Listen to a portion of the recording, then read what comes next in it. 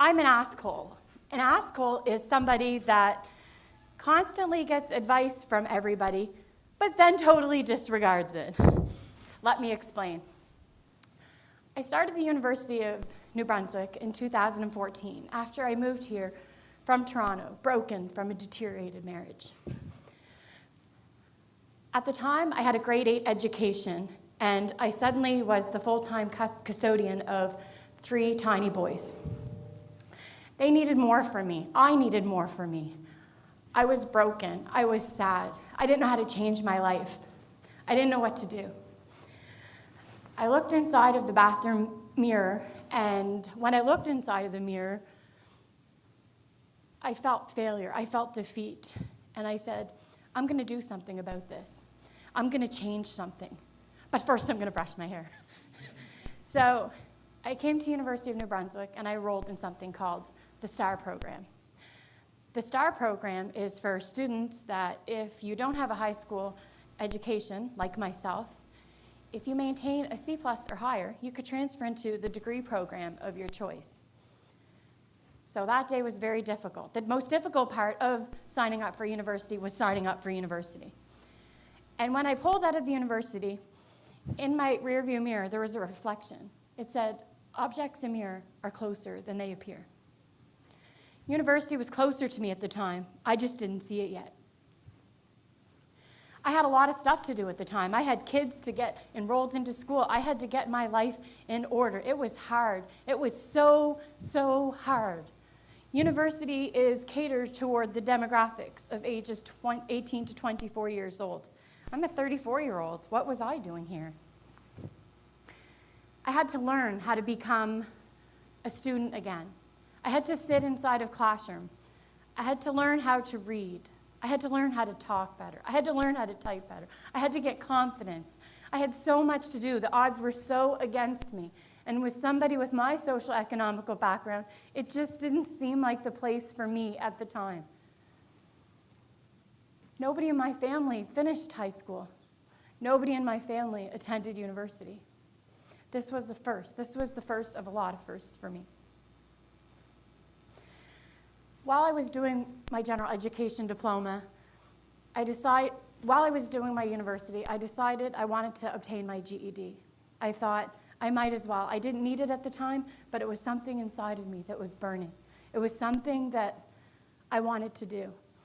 November the 21st, 2015, I received my successful diploma in the mail, and I can still cry when I look at that. I was so uncomfortable doing these things.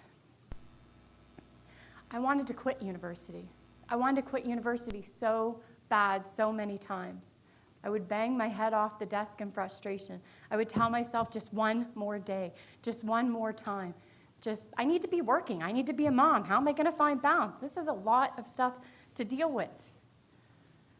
But for some reason, I kept going. And we're so fortunate that the University of New Brunswick houses such amazing staff, such amazing people here that really care. Because somebody that was so broken at the time, I needed somebody to believe in me when I couldn't believe in myself. And I'm so lucky that sometimes when somebody gives you a little bit, you can run with that. And that's what I did. I had this voice inside of my head, that would tell me, you can't do this, you shouldn't be here. And that voice was always louder than me my entire life. That voice would always, if you listen to that voice will consume you. The first time that I realized that I was overcoming my inner assholism was when I was reading a book. I thought to myself, I like the looks of books. Books seem nice. I like the smell of them. I want to write a book. So I talked to a few of my scholarly friends. I talked to some people around, and they said, that's a great idea, but you need to learn how to write first. And I was a horrible writer. I was a terrible writer. I would have to write something 5 times to just be okay because of the gap that I had in my education. A week later, I went into the bookstore, and I said, I need to speak to the manager. I want to talk to her about my book. And when I went in, she showed me the local author section. She showed me all around, and she said, and it was a very impressive section. She said, so you're an author? And I said, yeah, that felt real good. Her telling me that I'm an author, and I pictured myself in a lineup with thousands of people around signing my book. No, you can call me Mandy, not Mandy-Lynn. It's okay. I just seen that vision. I seen the end vision of it. That was my inner Askhole. I seen the end, but I didn't know how to develop it at the time. She said, can I see a copy of your book? I can see if it meets the criteria to be able to be placed on the shelf. I said, I don't have a copy of it yet. She said, okay, that's fine. What about your manuscript? And I said, I don't have that here with me either. And she said, okay, well, where is that? And I said, well, it's right here. So she got a little nervous. She was stumbling for her words, didn't want just to not set the crazy person off in the mall. And she said, well, you can't sell an idea. We would need the book first. And so then I set out to do it properly. And now I have a book coming out next month because I embraced my inner Askholism. I had a hard time finding my voice, so I started to do the things that made me feel uncomfortable because of the University of New Brunswick. I started a radio show, and I learned how to find my voice just here on Local 107.3. I just started my own radio show and was able to start by doing small interviews to be able to get more comfortable. And that's what I did. I was finding my voice while hearing other people's voice in the community. And it wasn't until I took a camera out in the community and I wanted to interview other people that did volunteer work. I wanted to know why people did what they did. As a single parent that doesn't have much to offer, I wanted to know if other people are out there that were like me. Because, see, I was used to being on the receiving end. I created a less than mediocre video, but the takeaway from that was much more important.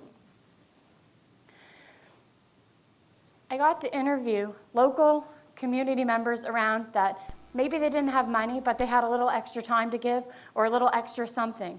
And that helped me be able to spread my passion. I started doing comedy.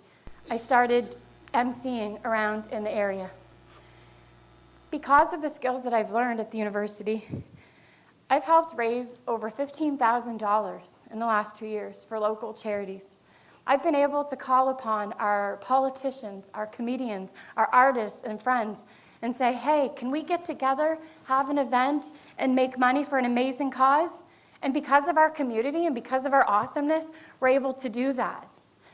I've been able to see firsthand, but also be able to help firsthand by understanding what the people's needs are, because we all know what the people's needs are. We all understand what they are. You can drive past a woman that is prostituting in the street. You can watch people that are fighting over a jacket to be warm, but I don't want to ignore that. I want to help. I want to do something, and I know that we all want to do something too. Embracing your inner Askholism and developing it is very important. If you have a voice inside of you, and that voice is taking over you, you need to rise above that voice. You need to be able to overcome it, to be able to overcome yourself. Steve Jobs was more afraid of death than failure. Malala Yousafzai had 2 choices: stay quiet and be killed, or speak up and be killed. Thank you.